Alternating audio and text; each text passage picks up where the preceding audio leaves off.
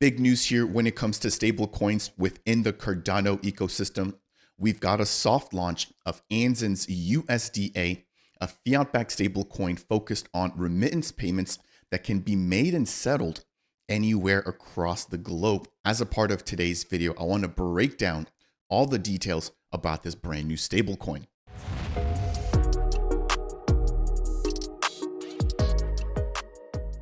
What's up, Ada Nation? Welcome into Dapp Central, your home for everything blockchain and crypto. As I've just laid down the foundation there, we've got the sneaky Anzin's team, who's now done a soft launch of their USDA stablecoin, which is a fiat-backed stablecoin, which I'll be breaking down as a part of today's video. And I also want to give you guys a brief update as to how well the other or additional stablecoins in the Cardano ecosystem are currently doing. Now, before we go any further, if it's your first time stopping by the channel, my goal is to help you find your footing within the Cardano and Bitcoin ecosystems. If you appreciate content like this, I would appreciate you if you could smash that thumbs up on the way in. If you want more, consider subscribing. And if you have any questions or comments, feel free to go ahead and leave those down below. Now, if you want to extend your support for the channel even further, consider delegating your ADA with either of the two Dapp Central stake pools, which share the ticker DAPP. Without any further ado, we are jumping right on in here because we've got a lot to discuss here. But first and foremost, if you aren't aware of USDA, it's an additional fiat-backed stablecoin, meaning that you'll be able to get a dollar representation on the Cardano blockchain or on the Cardano network, knowing and with full trust and confidence that that's actually backed up by a dollar in some sort of physical treasury or some sort of physical bank. Now, if I'm not mistaken, the team from Anzin has partnered up with BitGo, one of the largest Bitcoin custodians around the crypto space, but they've also managed to get a solid partnership with Encryptus, who's now managing the deployment and the technology behind USDA. Now, for today's video, we're going to be jumping into how much has been minted on chain, how much of the other stable coins we currently have, and exactly how you can actually get your hands on USDA if you're looking to get access to that particular token. So this was released about, let's see here, on January 20th, so roughly about a month and a half ago. And this was the first ever mint of the actual token. I'll leave the link to the official policy ID down below, but of course the asset name there is USDA. Following that, we did see some content coming out from the USDA team breaking down how to mint and actually burn. Now, I want to be very clear here. What I'm mentioning today as a part of this update is the fact that USDA is live on the Minswap DEX, just one of the many DEXs that it will be listed on. Again, this is just sort of a soft launch, but keep in mind that minting and burning is not yet available for the general public. The same applies for minting and burning for USDM, which is another fiat-backed stablecoin developed by the Moneta team. So right now, while both of those different fiat-backed stablecoins are available to be traded, neither one can be minted or burned by retail just yet. Big caveat for USDM by Moneta: if you are a business, you can't undergo KYB or know your business. And once you've actually gone through that, you are able to mint and burn. Now with USDA, neither of those two options are available, whether you're retail or whether you're a business. Now, we saw this released here on the 7th of March, where it states that USDA is now live on a Minswap. So Minswap being by far one of the biggest and most active DEXs here in the Cardano ecosystem, it only makes sense to see them initially launching on this particular DEX.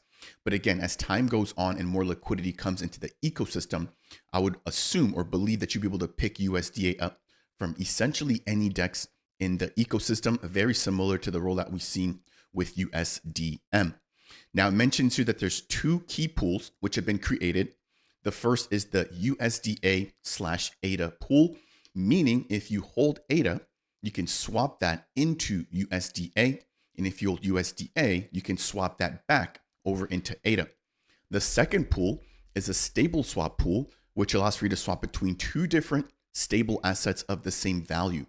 So we have the USDA/USDM stable pool, which is now also available on Minswap. So if you hold USDM already, You don't have to convert that to ADA first before converting it to USDA. You can go straight from USDM straight over to USDA or vice versa. Again, these are just the two initial pools that I've launched, but keep in mind that many additional pools can come about, and that I think on a platform like Minswap, as long as there's enough liquidity, anybody can basically jump in there and create their own liquidity pool.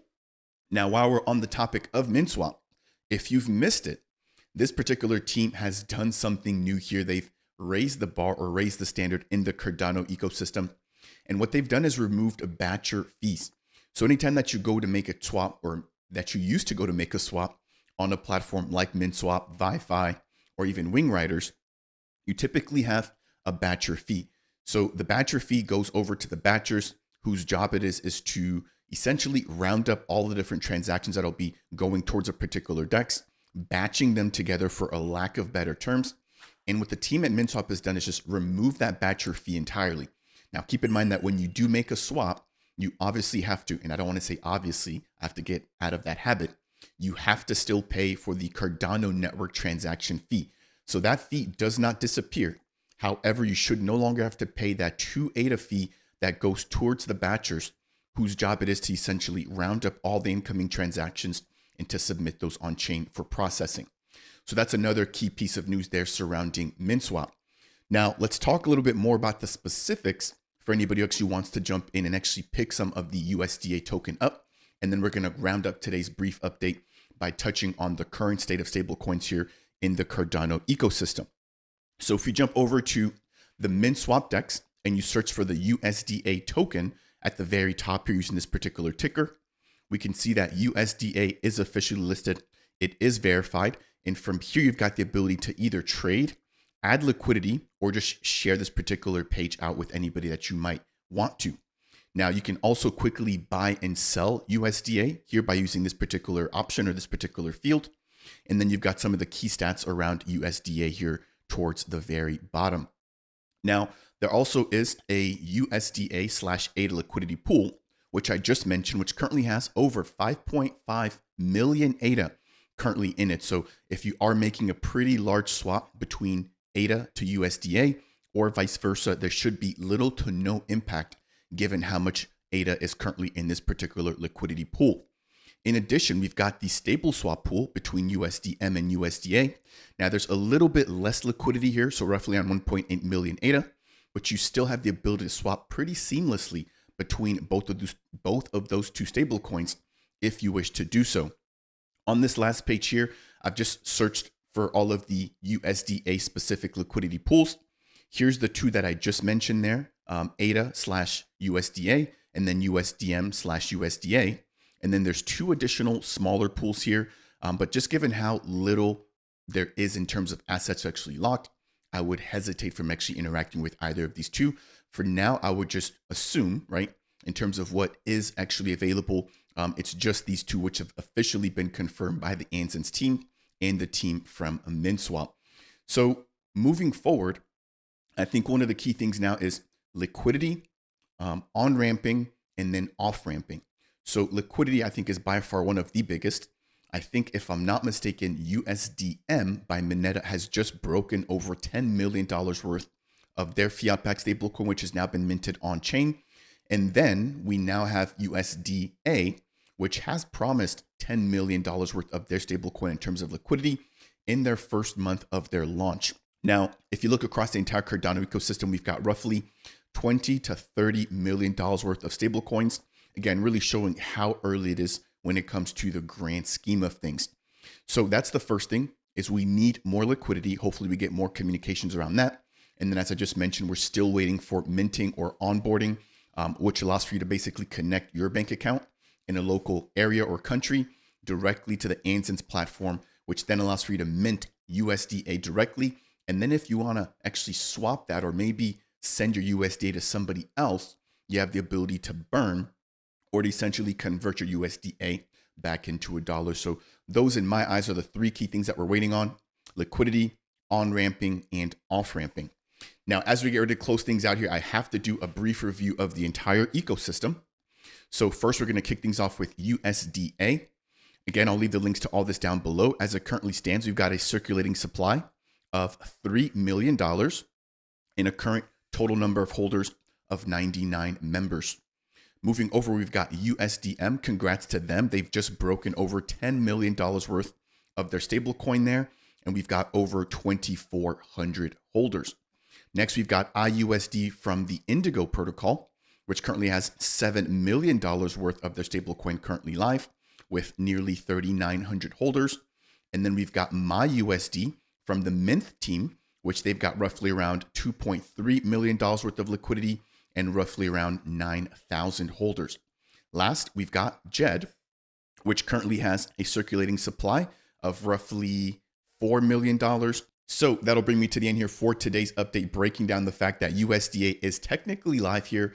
I'll leave the link to one of the most recent interviews being done by Vineeth from USDA or from the Anson's team, as well as Shantanu from Encryptus, where they break down some of the key milestones, integrations, and just what we can look forward to moving forward.